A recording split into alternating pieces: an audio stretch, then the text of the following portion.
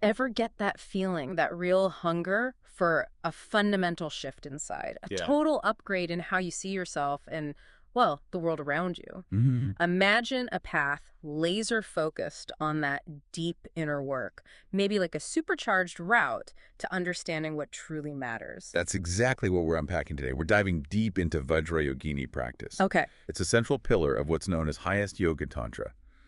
Think of it as the most advanced, the most direct methods within the Tantric Buddhist tradition. Right. And it's really all about the most profound levels of inner cleansing. Inner cleansing. And our guide for this is Guide to Dakini Land by the Venerable Geshe Kelsang Gyatso, right? That's the one. It's based on teachings he gave, gosh, way back in 1981. Wow. And what's really striking as you read it is his clear intention. You feel this huge compassion to make these incredibly powerful practices accessible. Accessible is key, especially with something described as Highest Yoga Tantra. Absolutely. Kelsang Gyatso's work is so valuable because it preserves and presents these really advanced tantric techniques in a way that feels relevant, understandable for people practicing today. So our mission here in this deep dive. It's really to extract the essential understanding of Vajrayogini practice as it's laid out so clearly in this key text. Okay. So if you're listening and you, like me, want to get straight to the heart of it, gain real insight without feeling like your brain just ran a marathon. Right. We're aiming for a clear, engaging exploration, hitting the crucial takeaways from the book in a way that hopefully sticks with you. Exactly. A solid overview, but covering the essentials thoroughly. Okay, so this potent practice, where did it even start? What's the origin? Well, the ultimate source, the very beginning of the Vajrayogini teachings, is Buddha Vajrayana himself. The primordial Buddha. Precisely. He first revealed these profound instructions within the Heruka Tantra, and within the whole system of Highest Yoga Tantra, it's consistently described as the most profound, the most effective. The most profound. That really sets the bar high, doesn't it? It does. It signals its significance. So what's the ultimate aim here, then? What kind of transformation are we actually talking about achieving? The main goal is essentially a complete purification, and that's on three fundamental levels. Okay. First, the environment we perceive all around us. Second, our own physical body. And third, perhaps most importantly, our mind. Environment, body, and mind. Yeah. It's about dismantling the ordinary, sort of impure ways we typically experience reality. And Geshe Kelsang Gyatso, he's key to understanding this how. He received these teachings through an unbroken lineage and then presented them so clearly for us now. So think of it this way. That inner yearning you mentioned at the start. Yeah. This practice aims to fundamentally purify the very fabric of your experience, how you see the world, your physical self, and even your deepest thoughts and emotions. Purification on all levels. I mean, that sounds incredibly ambitious. But what are the actual benefits? If someone really commits to Vajrayogini practice, what kind of positive changes might they expect? Well, the condensed root tantra of Heruka actually says the benefits are beyond description. They're so vast they can't be fully listed out. Wow. Okay. But the book does outline 10 principal benefits. And a really significant one is the incredibly swift way practitioners receive great and powerful blessings from all the Buddhas. Powerful blessings. That definitely sounds appealing. But what do these blessings actually do for us, practically speaking? That's a good question. These aren't just abstract, sort of feel-good vibes. Right. These blessings provide real, tangible support, both for our day-to-day well-being, helping us navigate the challenges of life, and also for reaching the ultimate goal, full enlightenment. So immediate and long-term help. Exactly. And the book really emphasizes that if we take the time to deeply think about these benefits, to really contemplate them, we'll naturally develop this strong sense of joy and confidence in the practice itself. So understanding fuels the motivation. Precisely. Yeah. Which in turn motivates us to engage with it wholeheartedly. Think of it like building a positive feedback loop. Understanding the rewards fuels your practice, and the practice brings those rewards closer. Confidence and joy, I think we can all use a bit more of that. Now, hearing about such a powerful practice, it makes you wonder, is it even realistic for, regular people like us to make any real progress? Have there been people who actually achieved significant results? Oh, absolutely. The lineage of Vajrayogini practice is just rich with stories of highly accomplished masters, real people, real results. Okay. The book points out that many of the famous 84 Mahasiddhas of ancient India, these were extraordinary spiritual figures, real powerhouses. Right, the legends. They specifically attained enlightenment through the practices of Haruka and Vajrayogini. That's a huge number of individuals who successfully use these very methods. 84 Mahasiddhas. That's a powerful testament, isn't it? And were these just figures from like a long-lost past, or does the tradition continue? It's a living tradition. It continued unbroken. Since these tantras were introduced to Tibet, countless Tibetans have also achieved similarly profound spiritual realizations. So it carried on strongly in Tibet? Yes. Yes. And the really encouraging point the book makes, the key takeaway here for us, maybe, is that it remains entirely possible for us today to follow in the footsteps of these past masters. Really? Yes. To achieve the very same spiritual attainments. It's not just ancient history. It's a potential that's still very much alive right now. That's incredibly inspiring to hear. It makes it feel less like some unattainable legend and more like a real possibility, something potentially within reach. Exactly. And the book even shares some really compelling biographies of these masters, doesn't it? To make it concrete. Can you tell us about one or two? Give us a clearer picture. Yes, the stories are truly remarkable. Let's look at Gantapa. It's quite a tale. Okay, Gantapa. The story goes that the king, who was pretty angered by Gantapa refusing to visit the city, Gantapa was a renunciate. The king sent a wine cellar, specifically to tempt him and break his monastic vows. A wine cellar. That's a pretty direct, almost confrontational tactic. What happened? Did it work?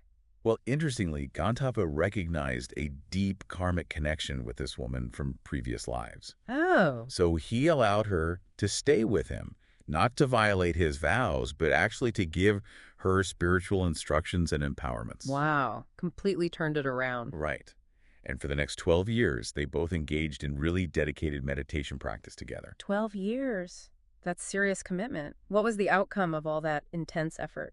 After those 12 years, they both attained what's called the union of no more learning, basically. Complete, full enlightenment. Incredible. But the story doesn't end there.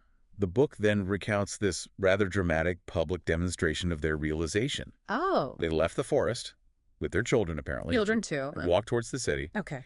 And, of course, the people ridiculed Gantapa, for appearing drunk, associating with a wine cellar, having kids. You can just picture the scene, the judging eyes, the whispers. Exactly. But then Gantapa, seemingly in anger, threw his wine bowl to the ground. Oh. But it didn't just shatter. It sank right into the earth, and a spring of fresh water immediately appeared in its place. No way. Yeah. And following that, Gantapa transformed right there into the deity Haruka, and the woman transformed into Vajrayogini. Wow. Their children also transformed into symbolic ritual implements, and together they embraced and just flew up into the sky. Talk about a powerful way to silence the critics. That's an incredible story of transformation, a real testament to the power of their practice. Are there other examples like that? Yes, another really fascinating one is Kusali. He was a novice monk. Kusali, okay. One day he came across an elderly leper woman in great distress on the banks of the Ganges River. She desperately needed help to cross. Oh, poor woman. So Kusali, just filled with compassion, gently lifted her onto his back and started wading across the river. Just a simple act of kindness, pure empathy, the bodhisattva ideal in action. Such a straightforward act of compassion. What happened as they were crossing? Something unusual. You could say that. Midway across the river, the leper woman suddenly transformed into Vajrayogini herself. Whoa. And then she personally led Kusali directly to the land of the Dakinis. Just like that, from carrying her across the river. Just like that.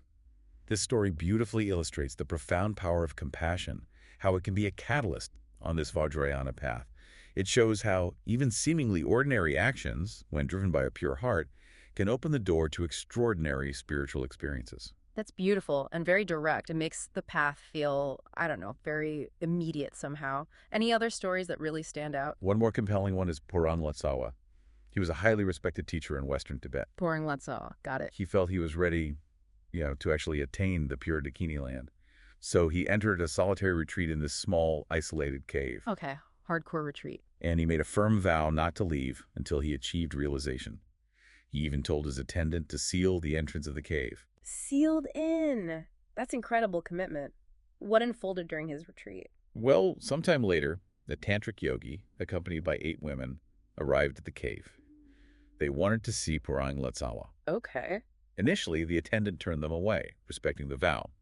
But Purang later told his attendant, "Don't refuse entry to anyone who comes seeking me." Change of heart. So when they returned, the attendant, Kind of sensing these weren't ordinary visitors, he hid himself to watch. Smart move. And he saw the visitors somehow just pass through the sealed entrance of the cave. Through the wall. Apparently, peeking through a small opening, he saw the cave just filled with this radiant, brilliant light. Wow. The yogi was taking these golden letters and passing them to the women, who then passed them to Purang, who seemed to be eating them. Eating golden letters? What The did yogi he... saw. Purang noticed the attendant hiding and told him to leave and not speak of it. Later, when the attendant returned with food, Purang was alone again. Strange. And then what happened? That very night, Purangotsawa departed for the pure land of Vajrayogini, never seen again in the ordinary world. Just gone. These stories are truly mind-blowing and so vivid, they really paint a powerful picture of the potential here. They do, don't they? They show what's possible. So, for someone who's inspired by this, who wants to maybe embark on this path, what are the most essential elements needed? What do you need to actually engage in Vajrayogini practice effectively? The book emphasizes two primary special causes, things that really lead to success. The first is developing a profound wisdom. Wisdom. Okay. A wisdom that completely overcomes all doubts, all misgivings one might have about the practice itself. So really understanding it deeply. Exactly. It means gaining a clear, thorough understanding of, for instance, the 11 yogas of the generation stage, which we can talk about, and the various meditations of the completion stage. No fuzzy thinking. 11 yogas, completion stage meditations. That sounds like quite a lot to take in. How does one actually develop that kind of unwavering wisdom? It doesn't just appear, right? No, it's a gradual process.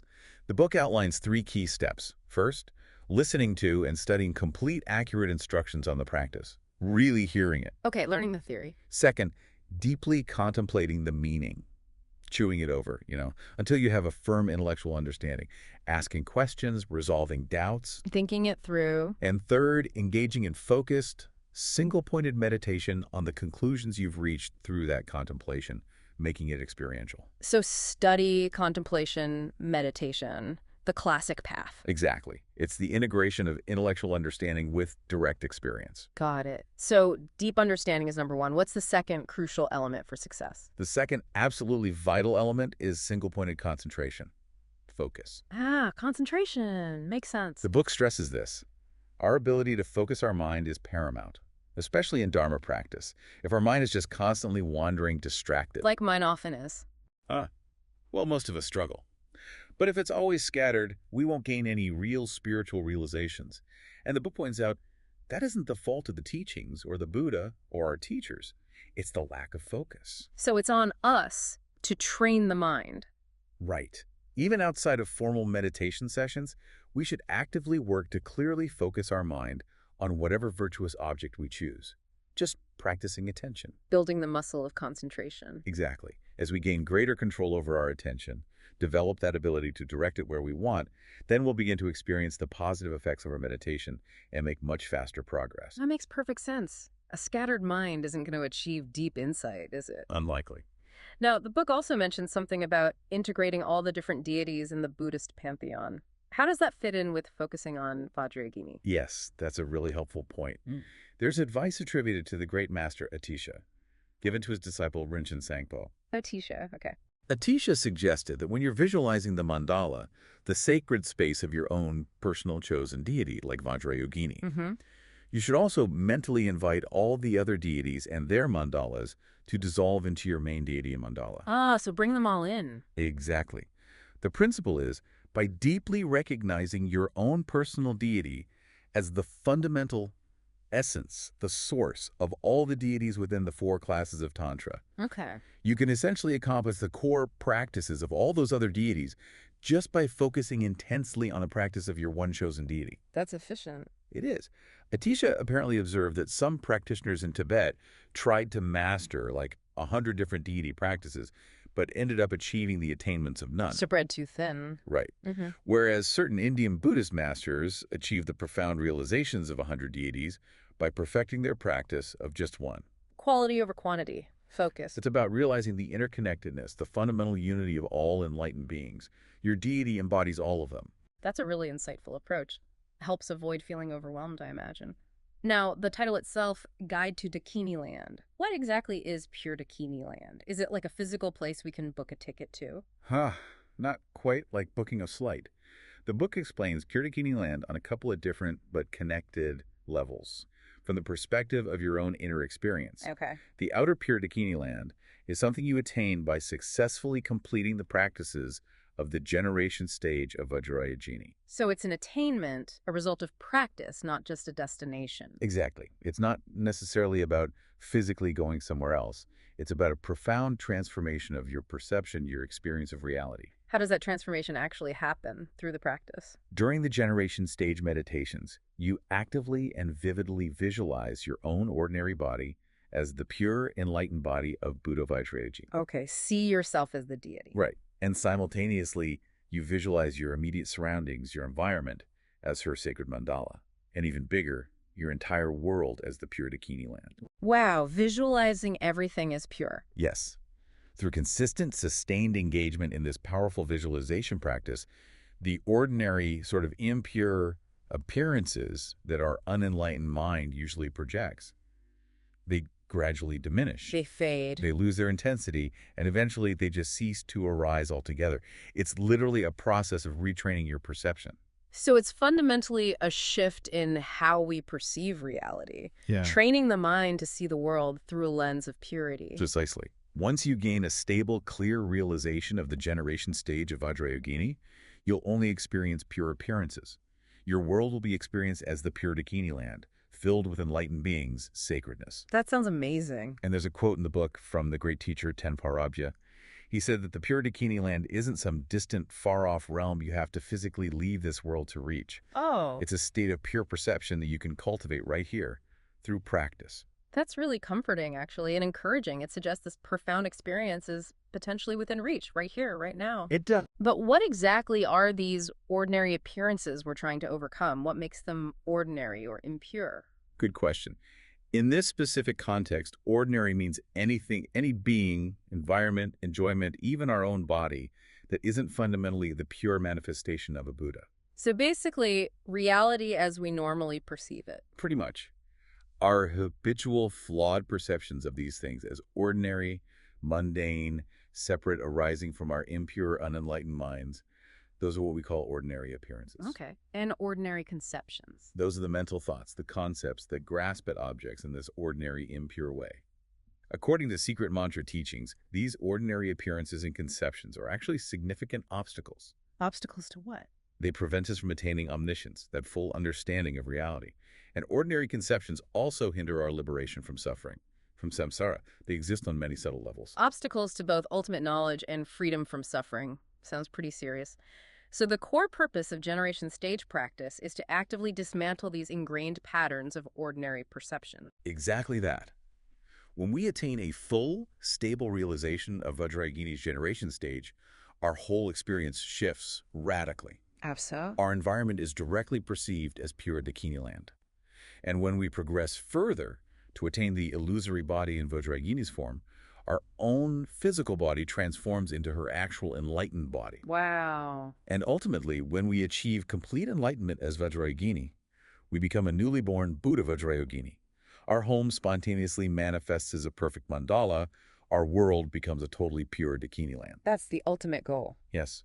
But the book also points out that even a more superficial initial realization of the generation stage yields what's called a similitude, a resemblance of pure Dakini Land. Like a preview. Sort of. And through consistent practice, this resemblance gets stronger, more profound, bringing us closer to the actual ultimate experience. The overall aim is to travel the whole spiritual path, relying on Vajrayogini through both generation stage and the later, more advanced completion stage meditations. This is truly profound stuff.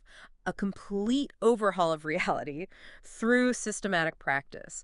You mentioned the 11 yogas of generation stage earlier. Can you give us a quick overview? What are they? Sure. These 11 yogas are specific meditative practices designed to consciously weave every single aspect of our daily life into the practice. Everything. Pretty much. From waking up to falling asleep, even eating. They integrate it all with the Vajrayogini visualizations and enlightened recognitions. So the list includes the yoga of sleeping, Okay. the yoga of rising, the yoga of experiencing nectar that's transforming food and drink, Right. the yoga of immeasurables, cultivating compassion, loving kindness, etc., the yoga of the guru, connecting with the teacher, the yoga of self-generation, the core visualization of yourself as Vajrayogini. The main one. Yes. Then The yoga of purifying migrators, things like Vajrasattva, practice for clearing negative karma.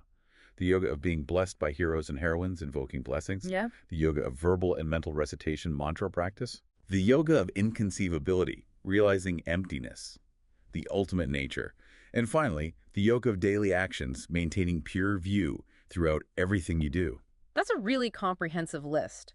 It truly sounds like a way to weave the practice into the very fabric of everyday life, not just something you do on a cushion. That's the whole idea. The book must go into detail on each of these. Oh yes, considerable detail, clear instructions for each one. Could you share a bit more about one or two to make it more concrete? Maybe the yoga of sleeping? That sounds intriguing. Absolutely. The yoga of sleeping in generation stage is seen as very powerful for accumulating merit, good energy, and it's a direct cause for attaining Vajrayogini's form body at enlightenment. Wow, just from how you sleep. Well, how you prepare for sleep and hold the visualization, the book suggests it's best to have some familiarity with the main self-generation practice first. Makes sense. So as you feel sleep coming on, the key is to consciously visualize your whole environment as pure Dakini Land.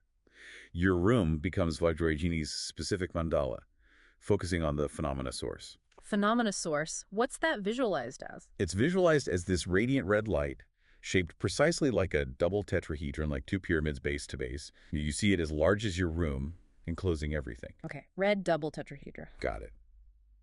Within that, you visualize a magnificent jeweled throne held up by snow lions with a lotus on top and then a sun or moon disk. Very elaborate. And yourself? As you lie down, you clearly visualize yourself as Vajrayogini, but initially without her usual ornaments or hand implements, just the essential form. Okay, and the main point? The main point is to maintain the three key recognitions. Yourself as the deity, the environment as the mandala, and all other beings as the heroes and heroines of the mandala. You hold that view continuously until you actually fall asleep. Carrying the pure perception into sleep. Exactly. The aim is to let the transformative power continue even when unconscious. So even in sleep, the practice works. What about waking up? Is there a practice for that transition too? Yes, the yoga of rising. It connects directly. According to the completion stage teachings, if you manage to rest your mind absorbed in the clear light of emptiness during sleep, The ideal state. yes, then upon waking, you should arise instantly in the complete form of Vajrayogini directly from that emptiness, like clouds appearing spontaneously in a clear sky. Instantly as Vajrayogini. That's the ideal. The moment you wake, you immediately recall and reinforce those three recognitions: self as deity, surroundings as mandala, beings as enlightened. Reestablishing the pure view. Right. The understanding is that during the night, ordinary appearances dissolved into emptiness, your mind of clear light merged with that emptiness, the Dharmakaya, the truth body. Okay. So from that union of bliss and emptiness, a new world of pure appearance arises. It originates from your blissful, enlightened mind and shares its nature. So the world emerges from your pure mind. Thinking like that upon waking makes it much easier to generate and maintain pure appearances and the three recognitions all day long. The book really emphasizes if you diligently practice both sleeping and rising yogas like this, all your daily activities become a swift path to enlightenment.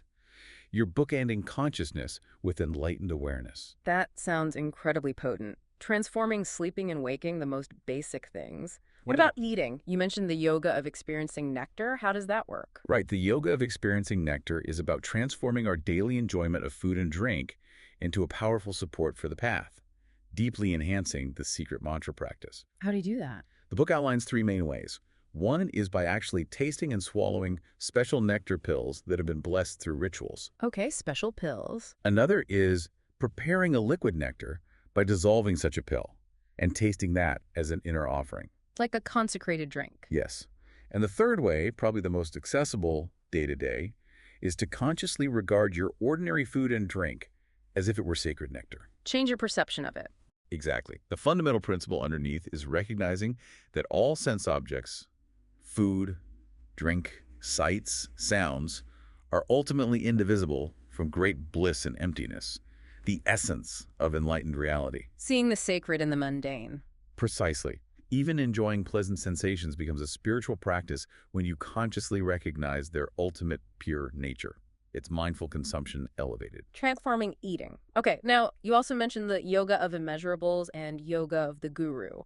What's the core of those? They sound foundational. They really are. These two yogas basically contain the foundation for the four great preliminary guides of tantric practice. The preliminaries, okay. Specifically, the Yoga of Immeasurables covers going for refuge and generating bodhicitta, the altruistic intention. Refuge and bodhicitta, central to all Buddhism. Absolutely. And the Yoga of the Guru incorporates Guru Yoga, that connection with the lineage of teachers, and offering mandalas, symbolic offerings of the universe. These prepare the mind properly. So how are refuge and bodhicitta practiced specifically here in the Yoga of Immeasurables? Well, as you said, they're the bedrock of Mahayana practice, and they get a particularly profound emphasis in Vajrayogini. Refuge isn't just seeking temporary safety. Right. As Mahayana practitioners on this path, we take refuge in the three jewels: Gurus, Buddhas, Dharma, Sangha, with the ultimate aim of liberating all beings from all suffering and guiding them to perfect enlightenment. That vast motivation. Yes, the specific motivation determines the scope, initial, intermediate, or great scope. But even refuge for temporary reasons brings benefit. Okay. And the practice itself? It involves vividly visualizing the objects of refuge, maybe on lotus petals, developing strong renunciation by thinking about samsara suffering, cultivating deep compassion by reflecting on others' suffering, building conviction in the three jewels, and then sincerely reciting the refuge prayer. A whole process. Yes. The visualization might have Buddha Shakyamuni in the center, other Buddhas around, Dharma scriptures representing the teachings, the Sangha community. It engages body, speech, and mind towards enlightenment. And bodhicitta, that powerful wish to attain enlightenment for others. How is that cultivated? Exactly. Bodhicitta, the mind of enlightenment, it's rooted in deep, unwavering compassion. Starts with compassion. It starts by intensely contemplating others' suffering, then developing this fervent, heartfelt wish: I must free them from this pain. A strong wish. Which then evolves into the supreme intention: I will personally take responsibility for liberating all beings, and to do that, I must attain enlightenment myself. The ultimate motivation. Yes. Developing spontaneous, genuine bodhicitta is seen as the very gateway to the Mahayana paths. The book stresses training simultaneously in secret mantra and lamrim, the graduated path, to cultivate both conventional bodhicitta, the wish, and ultimate bodhicitta, the wisdom, realizing emptiness. Wisdom and compassion together. Always. There's even a specific visualization called generating the mind of all yogas. Conventional bodhicitta as a radiant moon disk at the heart, ultimate bodhicitta as a brilliant white vajra standing on it, symbolizing that union. Moon and vajra. Beautiful symbol. It sounds like these preliminary practices, refuge and bodhicitta within these yogas, are absolutely crucial. They build the foundation. They're essential. Without that strong base, the more advanced Vajrayogini practices won't have the right context or power. Right. We've covered a lot. The origin, the huge benefits, those amazing stories of the masters, the essentials like wisdom and concentration, the nature of pure Dakini Land, and now starting on these 11 yogas. It's also deeply interconnected, isn't it? This deep dive into Guide to Dakini Land is really giving a strong sense of the profound wisdom and practical guidance in this text. It feels like a complete system. It is indeed a deeply, intricately interconnected system of theory and practice. That's a good way to put it. The book really serves as a comprehensive guide. It offers not just the philosophy, the why, but also detailed step-by-step instructions for each of these 11 yogas, plus all the supporting practices that really enhance the main Vajrayogini sadhana, the core practice. So it's practical. Very practical. It truly acts as a clear and accessible roadmap for anyone who sincerely wants to engage in the Vajrayogini path. Anyone wanting to unlock their own inherent potential for that profound inner transformation we talked about, and ultimately to experience the reality of pure Dakini Land for themselves. Guide to Dakini Land by the Venerable Geshe Kelsang Gatso. It sounds like an incredibly valuable, really essential resource for anyone serious about exploring these depths. I believe it is. It seems to offer not just a glimpse into this powerful tantric system, but a detailed, practical map leading towards inner purification, receiving those powerful blessings, and potentially the ultimate attainment of enlightenment. Yes, all grounded in that rich, unbroken lineage. And made accessible through the author's compassion and clarity, which you mentioned, the inspiring stories of people like Gantapa and Kusali, coupled with the clear explanations of what you need and how to practice. It makes this path feel both deeply inspiring, but also somehow genuinely attainable. That's the crucial point, isn't it? Yeah. That potential for profound inner transformation. It resides within every single one of us, right now. You really believe that? the teaching stated clearly. Yeah. And the possibility of directly experiencing the pure, enlightened nature of reality, what's beautifully called pure Dakini Land, it's not some distant, unattainable fantasy. It's presented as a very real potential, achievable within this very lifetime. Wow. Through the dedicated, consistent practice of these extraordinary methods laid out so clearly in Guide to Dakini Land. A truly powerful and inspiring thought to leave everyone with. Perhaps this deep dive has ignited a spark of curiosity in you, the listener, to explore these profound teachings further. Hopefully so. Guide to Dakini Land awaits your exploration.